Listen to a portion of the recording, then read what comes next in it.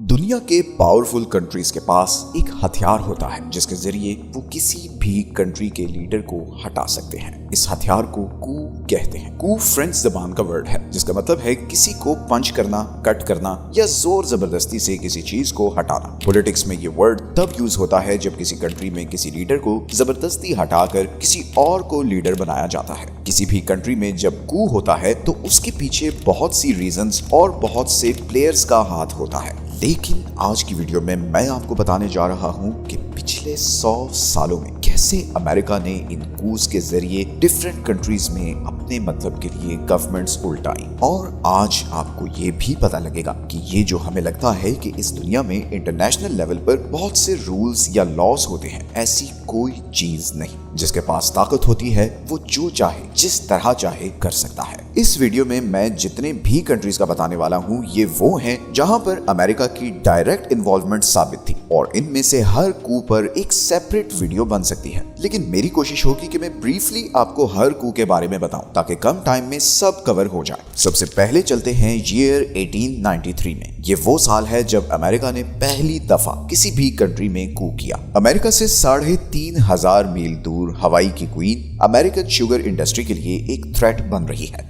असल में American missionaries आज से कई साल पहले हवाई में क्रिश्चियनिटी फैलाने की गर्ज से आए और उन्होंने यहाँ कई एकड़ जमीन खरीदी और फिर यहाँ पर शुगर फार्मिंग शुरू की। ये सारी शुगर यहाँ से अमेरिका को एक्सपोर्ट हो रही थी और लोकल्स को इसका बहुत कम प्रॉफिट मिल रहा था। क्वीन ने इन शुगर बिजनेसमैन पर रिस्ट्रिक्शंस लगाने के लिए कॉन्स्टिट्यूशन ड्राफ्ट किया तो अमेरिका में बैठे बड़े बड़े शुगर मिल्स के मालिकों के कान खड़े हो गए। और फिर कुछ ही दिनों बाद अमेरिका ने अपने बहुत सारी मिलिट्री शिप्स को यहाँ भेजा और उन्होंने चंद लोकल्स की मदद से क्वीन को हटाकर उन्हीं क्रिश्चियन मिशनरीज में से एक को हवाई का नया प्रेसिडेंट बना दिया। दूसरे कंट्रीज में टांग अड़ाने या फिर उनकी गवर्नमेंट उल्टाने की ये अमेरिका की पहली कोशिश थी जो कि पूरी तरह कामयाब हुई थी। वो कहते हैं ना कि शेर के मुंह को एक दफा खून लग जाए तो वो गांव के गांव उजाड़ देता है। कुछ ऐसा ही अमेरिका के साथ भी हुआ था। अब चलते हैं ईयर 1895 में। स्पेनिश एम्पायर कोलैप्स कर रही है। उनकी सारी बड़ी कॉलोनीज में रेवोल्यूशनरी मूवमेंट्स चल रही हैं, खास तौर पर क्यूबा,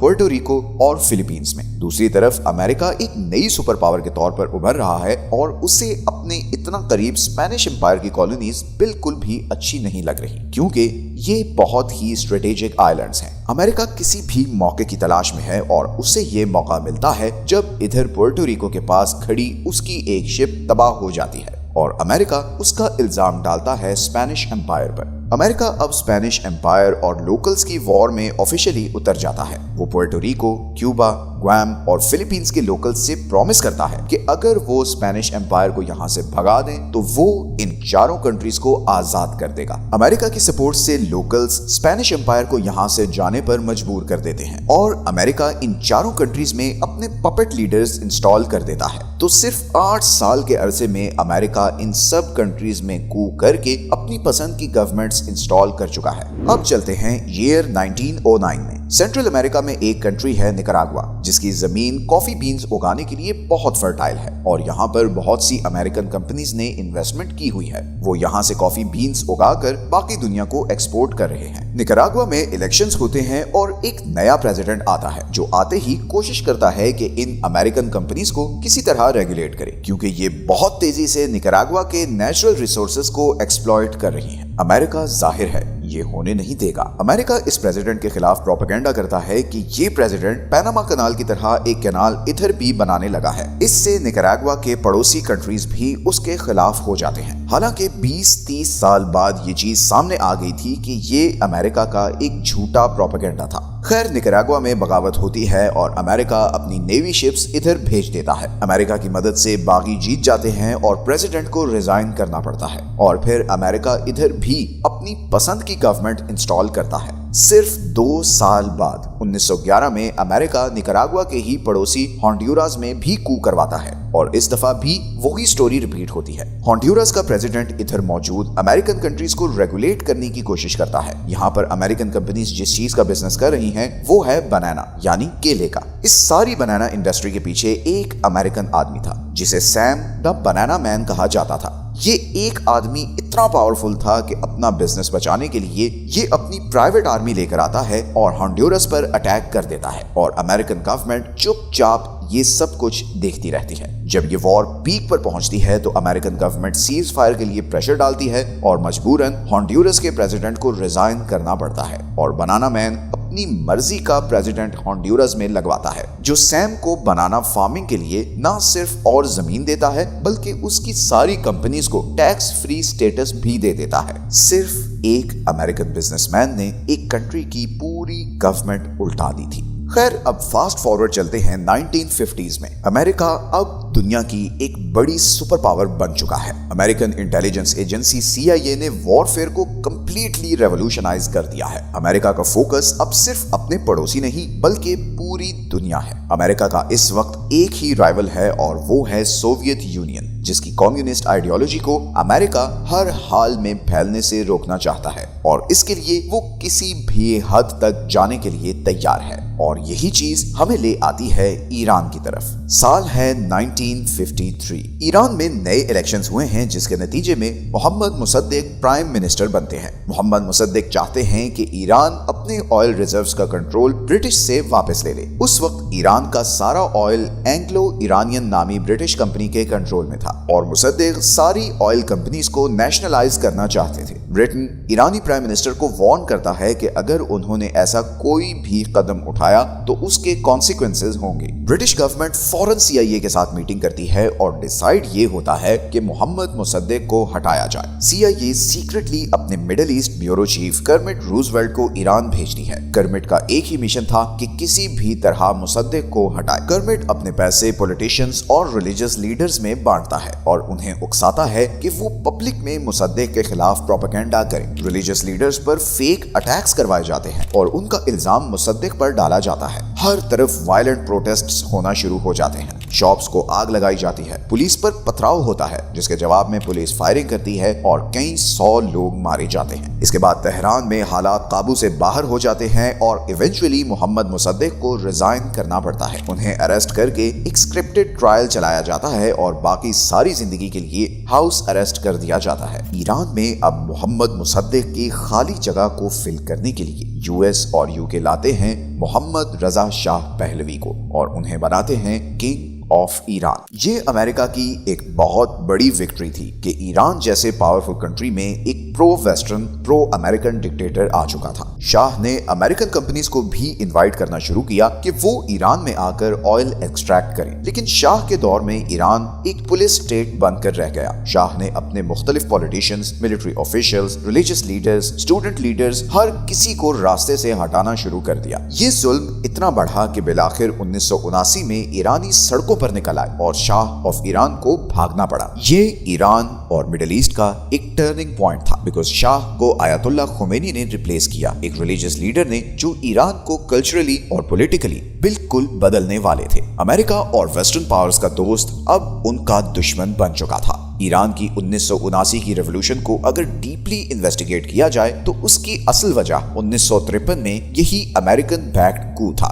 जिसकी वजह से शाह रजा पहलवी पावर में आए थे। खैर, ईरानी कू के अगले ही साल 1954 में अमेरिका ने ग्वाटेमाला में भी ईरान वाला प्लान यूज किया। वहां के डेमोक्रेटिकली इलेक्टेड प्राइम मिनिस्टर को टारगेट करना शुरू किया। इस प्राइम मिनिस्टर का भी जुर्म सिर्फ ये था कि वो अपने मुल्क में मौजूद अमेरिकन कंपनीज पर रिस्ट्रिक्शंस लगाना चाहता था जिन्होंने ग्वाटेमाला की सारी इलेक्ट्रिसिटी और रेल रोड नेटवर्क पर अपनी मोनोपोली बनाई हुई थी। उसका एक और जुर्म ये भी था कि उसने बनाना कंपनीज को दी हुई जमीन वापस लेकर आम लोगों में बांटना शुरू की ताकि वो उस पर फार्मिंग करके अपने बीवी बच्चों का पेट पालें। तो हॉन्डुरस की तरह यहाँ पर भी अमेरिकन बनाना इंडस्ट्री का बहुत होल्ड था। तो जाहिर है अमेरिका इस प्रेसिडेंट को कैसे बर्दाश्त कर सकता था। अमेरिकन प्रेसिडेंट और सेक्रेटरी ऑफ स्टेट ने CIA को ऑर्डर किया कि इस गवर्नमेंट को उल्टा दो और CIA ने फौरन ही इस पर काम शुरू कर दिया। CIA ने ग्वाटेमाला के रिटायर्ड फौजियों और कुछ प्राइवेट लोगों को हथियार सप्लाई करना शुरू किए और साथ ही में इधर फ्लोरिडा के पास एक रेडियो स्टेशन बनाया जहां से फेक रेडियो ब्रॉडकास्ट शुरू की जिनसे ऐसा लगने लगा कि जैसे ग्वाटेमाला में बगावत हो गई है और बस रेवोल्यूशन आने लगी। रही है। ये ब्रॉडकास्ट स्पेनिश लैंग्वेज में थी और बिल्कुल ऐसा लगता था कि जैसे ग्वाटेमाला के ही किसी रेडियो से ये सारी न्यूज आ रही है। इसी दौरान इन रिटायर्ड फौजियों और प्राइवेट आर्मी ने गवर्नमेंट के खिलाफ अटैक्स शुरू कर दिए। सब लोगों को यही लग रहा था कि जैसे कोई रेवोल्यूशन आ गई है। सिर्फ ग्वाटेमाला के प्रेसिडेंट को पता था कि इस सब के पीछे CIA है। प्रेशर इतना बढ़ा कि फाइनली ग्वाटेमाला के प्रेसिडेंट ने रिजाइन कर दिया और CIA ने अपना हैंड पिक्ड नया प्रेसिडेंट वहां पर लगा दिया। इसके बाद ग्वाटेमाला में पॉलिटिकल किलिंग्स, असैसिनेशंस और इंस्टेबिलिटी का एक ऐसा दौर शुरू हुआ जो आज तक जारी है। अमेरिका में बैठे हुए चंद इंडस्ट्रियलिस्ट्स की वजह से एक पूरा मुल्क बर्बाद हो गया और आज 70 साल गुजरने के बाद भी ग्वाटेमाला इस एक कू के नताइज भुगत रहा है। खैर, अब चलते हैं अफ्रीका की तरफ। ईयर है 1960। अफ्रीका के सेंटर में एक कंट्री है Congo,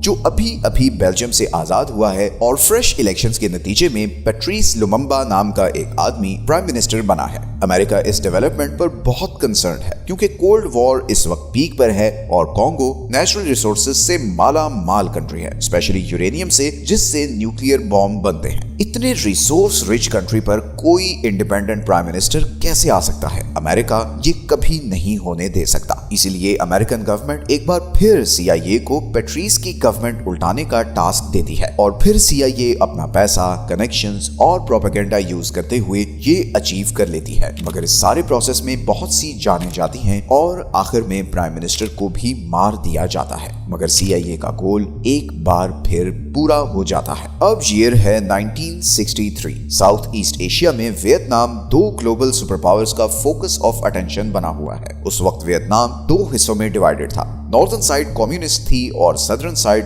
pro western countries. Vietnam के कू की स्टोरी बहुत बड़ी है और इसे हम एक सेपरेट वीडियो में डिटेल से डिस्कस भी करेंगे। ब्रीफली बताऊं तो अमेरिका हर हालत में सदर्न साइड को अपने कंट्रोल में रखना चाहता था, मगर उस वक्त वहां के प्रेसिडेंट की ग्रिप अपने कंट्री पर कमजोर हो रही थी और तभी अमेरिकन एस्टेब्लिशमेंट ने यह फैसला किया कि अब इधर भी एक कू का टाइम है और इस दफा कू करने के लिए उन्होंने एक मिलिट्री जनरल को चुना। अनफॉर्चुनेटली इस कू में प्रेसिडेंट को मार दिया गया। हालांकि CIA की तरफ से ऐसे ऑर्डर्स नहीं थे, लेकिन फिर इसके बाद जो हुआ वो किसी ने नहीं सोचा था। इस एक कू की वजह से अमेरिका अगले 10 साल के लिए यहाँ वॉर में फंस गया, जिसमें उसे बुरी तरह शिकस्त भी हुई और शर्मिंदगी भी। ये पहला कू था जिसके बुरे असरात अमेरिका पर भी पड़े थे। इसी तरह 1964 में अमेरिका ने इधर ब्राजील में भी कू करके वहां की गवर्नमेंट गिराई और अपनी मर्जी का प्रेसिडेंट लगाया। अब हम आते हैं वापस सेंट्रल अमेरिका की तरफ। ईयर है 1989 और कंट्री है पनामा।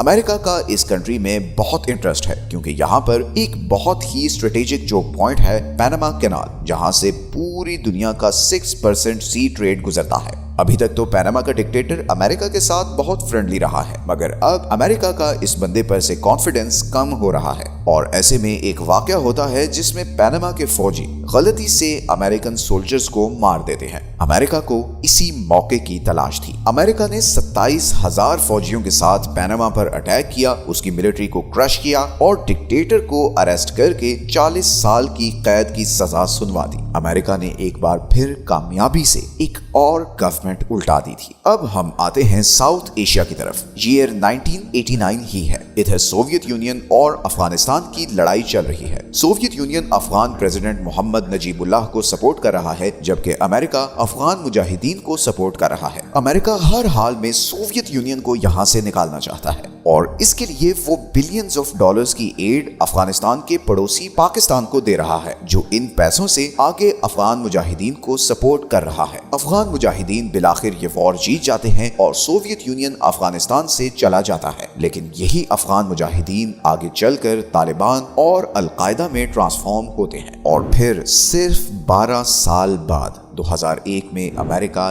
इन्हीं तालिबान के खिलाफ जंग करता है और अफगानिस्तान को तबाह बर्बाद कर देता है। अब ईयर है 2003 और अमेरिका का सारा फोकस है इधर इराक पर। अमेरिका हर हाल में इराक के प्रेसिडेंट सद्दाम हुसैन को हटाना चाहता है। 2003 में इराक पर केमिकल वेपन्स ढूंढने के बहाने अटैक करता है और सिर्फ चंद हफ्तों में सद्दाम हुसैन की गवर्नमेंट गिराकर वहां एक अमेरिकन फ्रेंडली गवर्नमेंट इंस्टॉल कर देता है। 3 साल बाद 2006 में सद्दाम को फांसी दे दी जाती है और अमेरिका का एक और कू सक्सेसफुली कंप्लीट हो जाता है। लेकिन इस कू के बाद इराक में आईएसआईएस जैसे ग्रुप्स बनते हैं जो पूरे मिडिल ईस्ट को हिला कर रख देते हैं और आज की डेट तक वो सबके लिए सरदर्द बने हुए हैं। अब हम चलते हैं इस वीडियो के आखिरी कू की तरफ। अब ईयर है 2011 और पूरे अरब में डिक्टेटर्स के खिलाफ प्रोटेस्ट्स हो रहे हैं। इन प्रोटेस्ट्स को अरब स्प्रिंग कहा जा रहा है। इस रेवोल्यूशन का सेंटर पॉइंट है लीबिया, जहां पर मुअम्मर कद्दाफी की गवर्नमेंट है। कद्दाफी पिछले 32 साल से लीबिया पर हुकूमत कर रहे हैं और लीबिया के बहुत से लोग उनकी पॉलिसी से तंग भी है। कद्दाफी अमेरिका और नेटो के बहुत खिलाफ है। इन प्रोटेस्ट से अमेरिका को कर्नल कद्दाफी को हटाने की